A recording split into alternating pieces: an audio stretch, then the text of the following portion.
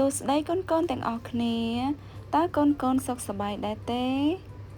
ថ្ងៃនេះអ្នកគ្រូនឹងមកបង្រៀនកូនឲ្យចេះអានព្យញ្ជនៈចដល់ព្យញ្ជនៈញសូមកូនទាំងអស់គ្នាថាតាមអ្នកគ្រូណាច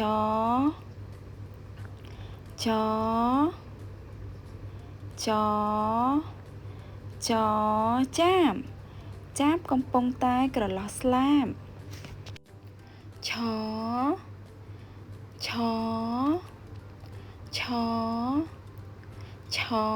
ឆ្មាកំពុងតែអង្គុយសម្លឹងអ្វីម្យ៉ាងជ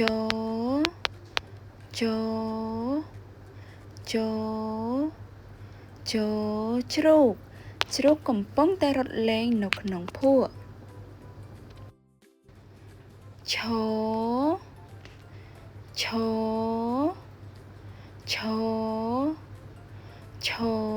ឈូកផ្កាឈូកកំពុងតែរីកស្គូស្គាយញ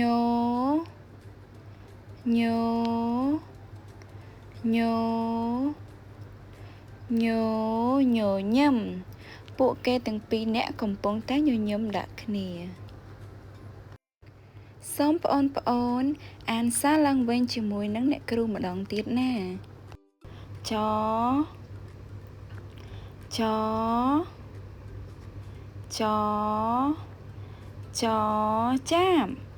ចាបកំពុងតែក្រឡោះស្លាបឆ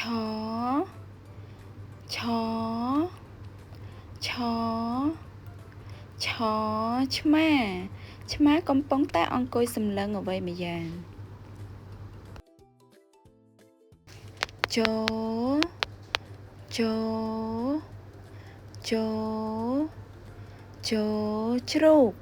ជ្រូកកំពុងតែរត់លេងនៅក្នុងភក់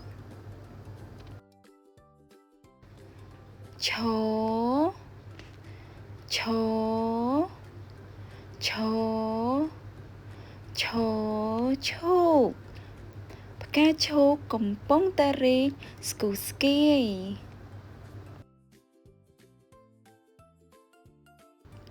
ញ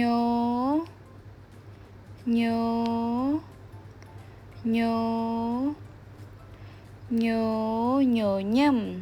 ពួកគេទាំងពីរនាក់កំពុងតែញញឹមដាក់គ្នាសូមកូនអានសារឡើងវិញជាមួយនឹងអ្នកគ្រូទាំងអស់គ្នាណាច